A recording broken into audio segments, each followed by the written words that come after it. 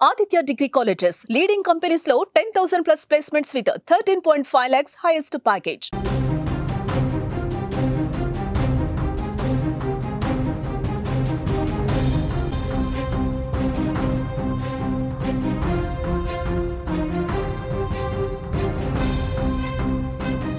గండికోటలో దారుణ హత్యకు గురైన వైష్ణవిని చంపింది ఎవరు? ఈ ప్రశ్నకి ఇంకా సమాధానం దొరకలేదు. దొరికినట్టుగా కొంత భ్రమలు బయటకి కనిపిస్తున్నప్పటికీ ఈ ప్రశ్నకి సరైన సమాధానం దొరకలేదని పోలీసుల నుంచి స్పష్టమైన సమాచారం ఉంది. నేను చెప్తున్న ఈ మాటలు పూర్తి స్థాయిలో కడప జిల్లా పోలీసులతో మాట్లాడిన తర్వాత, వాళ్ళతో కన్ఫర్మేషన్ చేసుకున్న తర్వాత చెబుతున్న మాటలు. ఒక బాలిక, ఇంటర్ చదువుతున్న ఒక బాలిక దారుణ హత్యకు గురైతే ఆ హత్య కేసుని ఛేదించడానికి పోలీసులు అన్ని దారుల్లో విచారణ కొనసాగిస్తుంటే, కొందరు వ్యక్తులపైన లేకపోతే కొందరు వ్యక్తుల్ని పదే పదే ప్రశ్నిస్తుంటే వాళ్ళే హంతకులు అన్నట్టుగా కొంత సమాచారం బయట తిరుగుతుంది. కానీ ఇది పూర్తి అవాస్తవమని పోలీసులు చెబుతున్నారు. నిజానికి గండికోటలో హత్యకు గురైన వైష్ణవి హత్య కేసులో చాలా విచారణ రకరకాలుగా కొనసాగుతోంది. మొట్టమొదట ప్రియుడు లోకేషే హంతకుడన్నారు. ఆ తర్వాత వైష్ణవి సోదరుడు సురేంద్ర పేరు తెరపైకి వచ్చింది. ఆ తర్వాత ఇంకొక సోదరుడు కొండయ్య అన్నారు. తాజాగా సొంత అన్న బ్రహ్మయ్య అంటున్నారు. అంతేకాదు ఇందులో మరొక ప్రచారం కూడా జరుగుతోంది. ఆస్తి కోసమే వైష్ణవిని చంపారనే కొత్త ప్రచారం జరుగుతుంది. వాస్తవాల కంటే అబద్ధాలు చాలా వేగంగా తిరుగుతున్నాయి. ఎందుకంటే పోలీసుల విచారణ ఆలస్యం కావటం.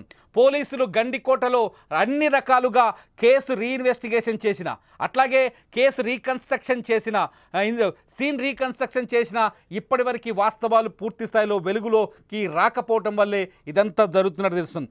అసలు గండికోటలో హత్యకు గురైన వైష్ణవి హత్య కేసులో తాజా అప్డేట్స్ ఏంటనేది కడప నుంచి మా ప్రతినిధి సుదర్శన్ రెడ్డి లైవ్లో అందిస్తారు. సుదర్శన్, రకరకాల ప్రచారాలు జరుగుతున్నాయి. గండికోటలో వైష్ణవి హత్య కేసు పైన అన్నలే చంపారని, ఎందుకంటే ఇవాళ వాళ్ళ బ్రదర్స్ ఇద్దరిని, బ్రహ్మయ్య కొండయ్యని పోలీసులు ఇన్వెస్టిగేషన్ కోసం police station, Jammalamadugu police station తీసుకుపోయినట్టుగా తెలుస్తుంది. ఆ విజువల్స్ కూడా మనకు కనిపిస్తున్నాయి. నిజంగా ఏం జరుగుతుంది? విచారణ ఎంతవరకు వచ్చింది? ఎస్, మీరు అన్నట్టు అబద్ధం గడప దాటేలోపు నిజం గడప దాటేలోపు అబద్ధం ఊరంతా చుట్టేస్తుందన్నట్టు ఒక ప్రచారం ఉంటది. కానీ సుమన్ టీవీ డే 1 నుంచి కూడా మైనర్ బాలిక హత్య కేసులో ఎగ్జాక్ట్లీ ఏం జరుగుతుందో అదే చెప్తుంది. నిజాలు చెప్పడానికే ప్రయత్నిస్తుంది. ఆ నిజాలను కూడా 1కి 2 సార్లు ధృవీకరించుకున్న తర్వాతే ప్రజల ముందు పెడుతూ ఉంది. ఊహలు వేరు, అనుమానాలు వేరు, అపనిందలు వేయడం వేరు. కానీ అనుమానాల వరకే ఇప్పటి వరకు సుమన్ టీవీ ప్రతి విషయంలోనూ ప్రస్తావించింది. ఎస్, పోలీసులు కూడా ఒక కేసును ఛేదించాలి అంటే అన్ని కోణాల్లో అందరినీ అనుమానించాల్సిన అవసరం ఉంటుంది. ఆ విధంగానే పోలీసులు ఎవరినైతే అనుమానిస్తున్నారో, ఎవరినైతే విచారణకు పిలుస్తున్నారో అదే విషయాలనే పదే పదే మనం చెప్పడం జరిగింది. అంతే తప్ప ఎవరి మీద నిందలు మోపలేదు, ఎవరి మీద నీలాప నిందలు ఆమోదించలేదు. కాబట్టి ఇప్పటికీ అదే కోణంలోనే సుమన్ టీవీ కవరేజ్ కొనసాగుతూ ఉంది. అయితే పోలీసుల కేసు విచారణలో భాగంగా ప్రియుడికి క్లీన్ చిట్ ఇచ్చారు. మరో 3వ వ్యక్తి, బయట వ్యక్తులు, ఆకతాయిలు ఎవరన్నా ఉంటారా అన్న కోణంలో కూడా విచారణను పూర్తి చేశారు. ఆ రోజు గండికోటకు వచ్చినటువంటి 200 వాహనాలకు సంబంధించి కూడా వాళ్ళ విచారణ, వాళ్ళ క్రాస్ చెకింగ్ పూర్తిగా పూర్తయింది. అయితే ఇప్పుడు బరిలో నిలిచింది, పోలీసులు అనుమానిస్తున్నది, పోలీసుల విచారణ ఎదుర్కొంటున్నది కేవలం కుటుంబ సభ్యులు మాత్రమే. అయితే కుటుంబ సభ్యులు చంపారు అన్న విషయాన్ని పోలీసులు ఇప్పటికీ కూడా ధృవీకరించని పరిస్థితి కనిపిస్తుంది. ఎస్, అనుమానాలనే వ్యక్తం చేస్తూ ఆ అనుమానాల్లో భాగంగానే వైష్ణవి అన్నలను ముగ్గురిని కూడా విచారిస్తున్న పరిస్థితి కనిపిస్తుంది. నిన్నటి నుంచి పూర్తి స్థాయిలో వైష్ణవి సోదరులు ఎవరైతే ఉన్నారో సురేంద్ర, కొండయ్య, బ్రహ్మయ్య, వీళ్ళ ముగ్గురిని కూడా కూలంకషంగా విచారిస్తూ ఉన్నారు. ఎందుకు ఈ నిన్నటి నుంచి వీళ్ళ ముగ్గురిపైనే అంత దృష్టి పెట్టడానికి కారణాలు కూడా మనం చాలా స్పష్టంగా చెప్పబోతూ ఉన్నాము. ఎందుకంటే వైష్ణవి సొంత అన్న బ్రహ్మయ్య వైజాగ్ అంటే చెన్నై వెళ్ళాడు ఆ రోజు అని మొదటి నుంచి కూడా వాళ్ళ పేరెంట్స్ చెప్తూ వచ్చారు. అయితే బ్రహ్మయ్య ఫోన్ లొకేషన్ హనుమన గుత్తిలోనే చూపిస్తూ ఉంది. ఆ రోజు విలేజ్ లోనే ఆయన మొబైల్ ఉన్నట్టుగా పోలీసులు గుర్తించారు. అందుకే అతని మీద అనుమానాలు వ్యక్తం చేసి విచారణ చేస్తూ ఉన్నారు. మరొక సస్పెక్ట్ కొండయ్య ఏ రోజు 14వ తేదీ హత్య జరిగింది. ఆ రోజు రాత్రి మృతురాలై వైష్ణవి గండికోటలో ఉన్నటువంటి రంగనాథ స్వామి ఆలయం వెనుక విగత జీవిగా పడి ఉంది. అయితే అదే రాత్రి కూడా కొండయ్య రాత్రంతా గండికోటలోనే ఉన్నాడు అంటూ ఒక క్లూ పోలీసులకు దొరికినట్టుగా మనకు సమాచారం అందుతుంది. అందులో భాగంగానే చెల్లెల్ని వెతికే విషయంలో చాలా ఉదయం నుంచి క్లియర్గా మీరు చెప్తున్న పాయింట్స్ బట్టి చూస్తే రెండు అనుమానాలు చాలా బలంగా కనిపిస్తున్నాయి పోలీసుల విచారణలో. ఒకటి వైష్ణవి సోదరుడు బ్రహ్మయ్య ఫోన్ హనుమ గుర్తి ఆమె సొంతూరులో ఉండడం, అంటే అతను చెన్నైకి వెళ్ళలేదనే క్లారిటీ వచ్చినట్టు అనుకోవచ్చా పోలీసులకి. అట్లాగే కొండయ్య గండికి ఆ రోజు రాత్రంతా అంటే హత్య అంటే మంగళవారం రోజు హత్య జరిగినట్టుగా బయటకు డెడ్ బాడీ దొరికి విషయం బయటకు వచ్చింది. కానీ హత్య జరిగింది సోమవారం కాబట్టి సోమవారం నైట్ మొత్తం కొండయ్య గండికోట ఏరియాలోనే ఉన్నట్టుగా పోలీసు సెల్ ఫోన్ సిగ్నల్ దొరికితే ఖచ్చితంగా ఇవి రెండు అనుమానించాల్సిన అంశాలే అవుతాయి కదా. ఆ అనుమానాలే ఇప్పుడు తీవ్రంగా వాళ్ళ విచారణ ఎదుర్కోవడానికి కారణమవుతున్నాయి. అందుకే అన్ని కోణాల్లో చేస్తూ ఉన్నారు. ఎందుకంటే హత్య జరిగిన తర్వాత ఏం జరిగిందనే విషయాల్లో మనం ఫస్ట్ మొట్టమొదటిగా సుమన్ టీవీ వైష్ణవి తల్లిదండ్రులనే ఇంటర్వ్యూ చేయడం జరిగింది. వాళ్ళు చాలా స్పష్టంగా చెప్పారు. ప్రతిరోజు మా కొడుకే మా కూతురిని కాలేజీ దగ్గర వదిలిపెట్టేవాడు, అయితే బ్రహ్మయ్య కాలేజీ పని మీద చెన్నై వెళ్ళాడు అని చెప్పారు. అయితే ఇప్పుడు అది అబద్ధము అని తేలుతూ ఉంది. ఎందుకు అబద్ధం ఆడాల్సి వచ్చింది అన్నదే పోలీసులు అనుమానిస్తున్నారు. ఆ కోణంలోనే విచారణ చేస్తూ ఉన్నారు. ఇంకొకటి 14వ తేదీ 9 గంటలకు కాలేజీ నుంచి ఫోన్ వచ్చింది, అమ్మాయి మిస్ అయిందని. ఆ రోజు సాయంత్రం వరకు కూడా వెతికారు. సాయంత్రం పోలీసులకు ఫిర్యాదు చేశారు. అయితే సాయంత్రం పోలీసులకు ఫిర్యాదు చేసిన తర్వాత దొరకలేదు. మరుసటి రోజు మార్నింగ్ సర్చింగ్ మొదలు పెడదామని పోలీసులు చెప్పారు. కానీ కొండయ్య మాత్రం ఆ రోజు రాత్రంతా గండికోటలోనే ఉన్నాడు. ఎందుకున్నాడు అన్నదానికి తన దగ్గర ఒక కారణం ఉండొచ్చు. మా చెల్లెలు దొరకలేదు, ఇంకా తనకు తాను ఒంటరిగా అయినా ఎతకాలనే ప్రయత్నంలోనే నేను గండికోటలో ఉన్నానని సమర్థించుకునే ప్రయత్నం చేయవచ్చు. కానీ పోలీసులు రేపటి రోజు నుంచి వెతుకుదాము అని చెప్పారు. మళ్ళీ మరుసటి రోజు ఉదయాన్నే కొండయ్య పోలీసులతో జాయిన్ అయ్యాడు, సురేంద్ర జాయిన్ అయ్యాడు. పోలీసులతో కామన్ గా కలిసి వెతికే ప్రయత్నంలో మృతదేహం ఎగ్జాక్ట్లీ ఇక్కడే ఉంది అంటూ కొండయ్య మొట్టమొదట పోలీసులకు వైష్ణవి మృతదేహాన్ని చూపించాడు. కాబట్టి ఇవన్నీ కూడా అనుమానాలే. ఈ కోణంలోనే పోలీసులు విచారణ చేస్తూ ఉన్నారు. అయితే ఫస్ట్ ఇంటర్వ్యూలో సుమన్ టీవీ వైష్ణవి తల్లితో మాట్లాడించినప్పుడు ఆమె చేసినటువంటి వ్యాఖ్యలు కూడా ఇప్పుడు కొంత అనుమానాస్పదంగా కనిపిస్తూ ఉన్నాయి. ఆమె ఒక అజంప్షన్ చేసుకున్నదో మరి ఆమెకు ఎవరు సమాచారం ఇచ్చారో తెలియదు. కానీ అమ్మాయి లోకేష్ తో కలిసి మా అమ్మాయి బైక్ పైన వెళ్ళింది, ఆ బైక్ వెనకే మరో ఇద్దరు ఫాలో అయ్యారు, వాళ్ళు వస్తున్న విషయాన్ని మా అమ్మాయి గుర్తించలేకపోయింది, మొత్తం ముగ్గురు కలిసి అంటే అత్యాచారం చేసి హత్య చేసి ఉంటారు అని అనుమానించింది. హత్య చేసి ఉంటారు అని ఆమె ఆరోపించింది. అప్పటికి పోలీసులకు కూడా తెలియదు, సీసీ ఫుటేజ్ కూడా పూర్తిగా బయటికి రాలా. ఎందుకంటే లోకేష్ ఒంటరిగా బయటికి వస్తున్నాడు అక్కడి నుంచి అమ్మాయిని డ్రాప్ చేసే విషయం అప్పటికి ఇంకా పోలీసులు ధృవీకరించలా. ఎలాంటి సీసీ ఫుటేజ్ కూడా బయటికి రాకముందే ఆమె ఆ కోణంలో ఎందుకు వ్యాఖ్యానించాల్సి వచ్చింది? సరే, తన కూతురికి జరగరాని అఘాయిత్యం జరిగింది, చనిపోయిందని తెలిసిన తర్వాత నిందలేయడమో అనుమానించడమో మామూలే.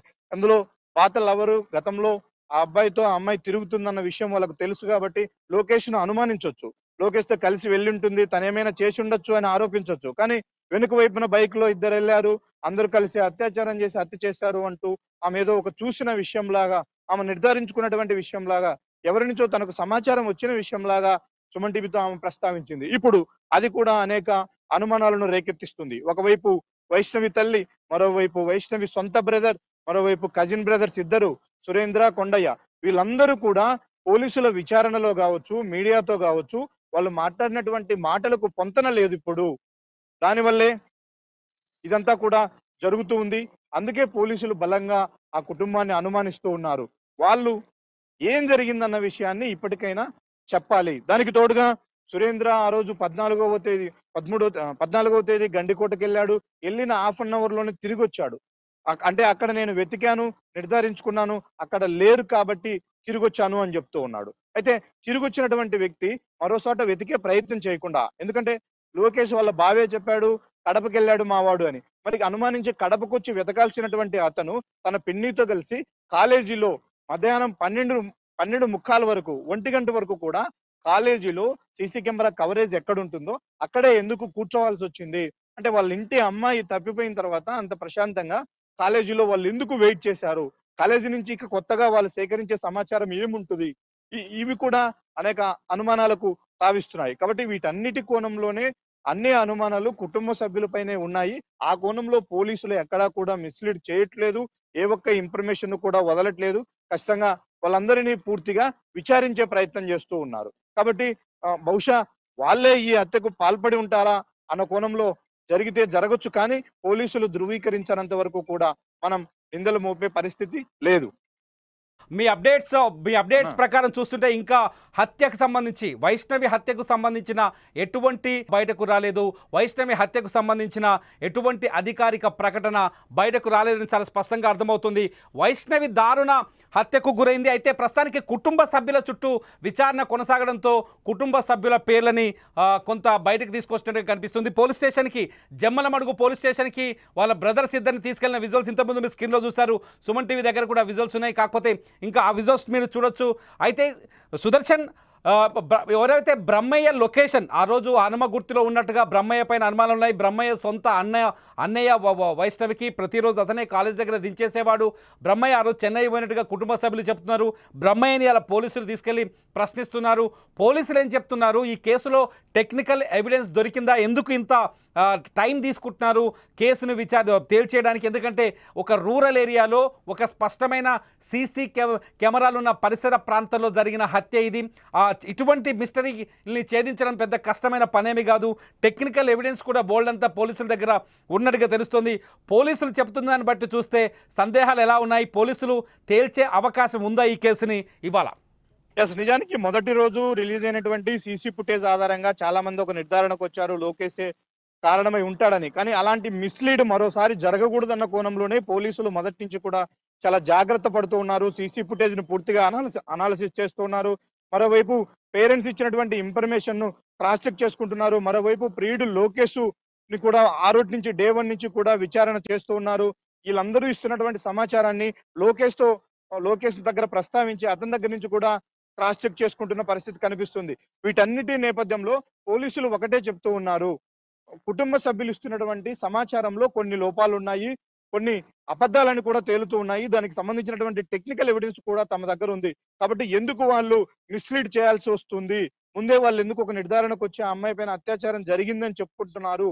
కాబట్టి ఇవన్నీ కూడా ఆలోచించాలి. కాకపోతే మనం అనుకుంటున్నది సీసీ ఫుటేజ్లు ఉన్నాయి, నెట్వర్క్ సిగ్నల్స్ ఉన్నాయి. ఇంత టెక్నాలజీ ఉన్నటువంటి ఈ తరుణంలో ఇలాంటి కేసును ఛేదించడానికి పోలీసులకు ఎందుకు ఆలస్యం అవుతుంది అన్నది క్వశ్చన్. ఇప్పుడు ఎవరైతే అనుమానాలు ఎదుర్కొంటున్నారో వాళ్ళందరూ కూడా ఇప్పటి వరకు బాధితులుగానే ఉన్నారు. వాళ్ళ ఇంటి అమ్మాయి గండికోటకి వెళ్ళింది, దారుణ హత్యకు గురైంది. కాబట్టి వాళ్ళని తీసుకొచ్చి మీరే చేసి ఉంటారు అని పోలీసులు తమదైన యాంగిల్లో విచారించడానికి ముందుకు రారు. ఎందుకంటే అది చాలా సెన్సిటివ్ ఇష్యూ. కాబట్టి అన్ని కోణాల్లో నిర్ధారించుకున్న తర్వాతే, మిగిలిన వాళ్ళు ఎవరి పాత్ర ఇందులో కనిపించలేదు అన్న తర్వాతే ఫైనల్ గా కుటుంబ సభ్యుల ప్రవర్తన ఎలా ఉంది, కుటుంబ సభ్యుల దగ్గర నుంచి వస్తున్నటువంటి ఇన్ఫర్మేషన్ ఎలా ఉందనే దాన్ని క్రాస్ చెక్ చేసుకునే ప్రయత్నం చేస్తారు. అందుకే ఇన్ని రోజులు ఆలస్యమైంది. ఇప్పుడు పోలీసులు అయితే బలంగా నమ్ముతూ ఉన్నారు, కుటుంబ సభ్యుల పాత్ర లేకపోయినప్పటికీ ఇది కుటుంబ సభ్యులకు తెలిసే జరిగి ఉంటుంది అన్న అనుమానం అయితే బలంగా పోలీసులకు ఉంది. అందుకే నిన్నటి నుంచి కూడా చాలా సీరియస్ గా వైష్ణవి సోదరులందరినీ కూడా పూర్తి స్థాయిలో విచారిస్తూ ఉన్నారు. వాళ్ళకు దొరికినటువంటి టెక్నికల్ ఎవిడెన్స్ ను వాళ్ళ ముందు ఉంచుతూ ఉన్నారు. బ్రహ్మయ్య, మీరు చెన్నై వెళ్లారని చెప్పారు, కానీ మీ మొబైల్ నెట్వర్క్ మొత్తం ఇక్కడే ఉంది లోకల్లో, ఎందుకు మీరు చెన్నై వెళ్లారని మీ కుటుంబ సభ్యులు అబద్ధం చెప్పాల్సి వచ్చింది అన్నది ఒక క్వశ్చన్. మరొకటి, కొండయ్య రాత్రంతా ఈవినింగ్ వరకు పోలీసులతో కలిసి వెతికారు, మళ్ళీ రాత్రి మీరు ఒక్కరే గండికోటలో ఉండి వెతకాల్సినటువంటి అవసరం మీకేమొచ్చింది అని కొండయ్యను సూటిగా ప్రశ్నిస్తున్న పరిస్థితి. ఇప్పుడు ఈ ప్రశ్నలు వాళ్ళు ముందుంచారు, కొన్ని ఎవిడెన్సెస్ వాళ్ళ ముందుంచారు. ఇప్పుడు వాళ్ళు చెప్పబోయే సమాచారంతోనే పోలీసులు ఒక నిర్ధారణకు వచ్చే అవకాశం ఉంటుంది. కానీ అఫిషియల్ గా పోలీసులు అయితే ఏ విధమైనటువంటి అనౌన్స్మెంట్ చేయలేదు. ఆఫ్ ది రికార్డ్ గా కూడా ఎక్కడ కూడా పోలీసులు చెప్పట్లేదు. వాళ్ళకు తెలిసినటువంటి 2 పాయింట్లను డే 1 రోజే ఎస్పీ గాని, డే 2 రోజు డిఐజీ గాని చాలా స్పష్టంగా చెప్పారు. లోకేష్ పాత్ర లేదంటూ క్లీన్ చిట్ ఇచ్చారు, అమ్మాయి మీద ఎలాంటి అత్యాచారం జరగలేదు అని క్లీన్ చిట్ ఇచ్చారు. ఆ రెండింటికి పోలీసులు ఇప్పటికీ స్టిక్ అనే ఉన్నారు. అంతకు మించి ఎలాంటి అధికారిక ధృవీకరణ పోలీసుల నుంచి జరగట్లేదు. కాబట్టి చుట్టూ అనుమానాలే ఉన్నాయి, అనుమానితులందరినీ విచారిస్తూ ఉన్నాము. కాబట్టి మేము ఒక కన్క్లూజన్కి వచ్చిన తర్వాత అధికారికంగా మీడియా సమావేశం ఏర్పాటు చేసి వెల్లడిస్తామని పోలీసులు చెప్తూ ఉన్నారు. ఆ మేరకే కూడా సుమన్ టీవీ ఎప్పటికప్పుడు సమాచారాన్ని చేరవేస్తుంది. అయితే సుమన్ టీవీ ఈ ప్రక్రియలో ఒక ఎక్స్క్లూజివ్ గ్రౌండ్ రిపోర్ట్ చేసింది. ఎగ్జాక్ట్లీ పోలీసులు ఆ హత్యకు సంబంధించి ఏ సీన్ రీకన్స్ట్రక్ట్ చేశారో అది స్వయంగా స్థానిక డిఎస్పీ నుంచి వచ్చినటువంటి పక్కా సమాచారంతోనే ఈ విధంగా జరిగి ఉంటుంది అని పోలీసుల దగ్గర ఒక స్కెచ్ ఉంది. దాన్ని మాత్రమే ఎక్స్ప్లెయిన్ చేయడం జరిగింది. ఈ విధంగా జరిగి ఉండొచ్చు, ఇంత దూరానికి బాడీని తీసుకెళ్లి ఉండొచ్చు, ఇక్కడ పడవేసి ఉండొచ్చు, అంతేగాని అందులో ఎవరి పాత్ర ఉంది, ఎవరి ప్రమేయం ఉందనేది మనం ఎక్కడా కూడా చెప్పలేదు. ఎందుకంటే పోలీసులు ఒక నిర్ధారణకు రానంత వరకు కూడా చెప్పే అవకాశం లేదు. ఇది విషయం మనకు కడప నుంచి అందుతున్న లైవ్ అప్డేట్. ఇప్పుడు ఈ లైవ్ అప్డేట్లో చాలా స్పష్టంగా కొన్ని విషయాలు కీలకమైన అంశాలు తెరపైకి వచ్చినాయి. ఇంకా హంతకులు ఎవరు అని తేల్చలేదు. బయట జరుగుతున్న ప్రచారం వాస్తవం కాదని పోలీసులు చాలా స్పష్టంగా చెప్తున్నారు. ఈరోజు సాయంత్రం 7 గంటల లోపు వైష్ణవి హత్య కేసుకు సంబంధించిన ఒక కీలకమైన సమాచారాన్ని సుమన్ టీవీ మీకు అందించబోతుంది.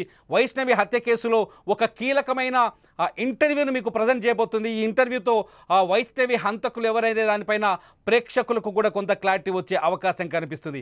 వైష్ణవి హత్య ఖచ్చితంగా ఇది కుటుంబ సభ్యులకు తెలిసే జరిగిందని పోలీసులు నమ్ముతున్నట్టుగా ఇప్పటికైతే పోలీసుల దగ్గర ఉన్న స్టేటస్ కేవలం కుటుంబ సభ్యులకు తెలిసి జరిగి ఉంటుందని అంతే. ఈ నేపథ్యంలోనే వాళ్ళ బ్రదర్స్ ఇద్దరిని జమ్మలమడుగు పోలీస్ స్టేషన్కి పిలిచి విచారిస్తున్నారు. అయితే టెక్నికల్ ఎవిడెన్స్ అన్నీ మ్యాచ్ అయితే తర్వాత టెక్నికల్ ఎవిడెన్స్ అంతా క్లియరెన్స్ వచ్చిన తర్వాతే హంతకులు ఎవరనే విషయం బయటపడుతుంది. అప్పటి వరకు హంతకులు ఎవరనేది స్పష్టంగా తెలిసే వీలు లేదు. ఎవరైనా హంతకులుగా భావిస్తే అది వాస్తవం కాదనేది మాకు అందుతున్న సమాచారం బట్టి తెలుస్తోంది. ఇది వైష్ణవి హత్య కేసులో ఈరోజు ఈ పూటకి ఉన్న అప్డేట్ సమాచారం. వైష్ణవి హత్యకు సంబంధించిన మరింత అప్డేట్ సమాచారం కోసం అట్లాగే సాయంత్రం 7 గంటలకు మేము అందించబోయే ఒక బ్లాస్టింగ్ ఇంటర్వ్యూ కోసం చూస్తూనే ఉండండి సుమన్ టీవీ డిజిటల్ లైవ్, అట్లాగే డిజిటల్ సుమన్ టీవీ లైవ్.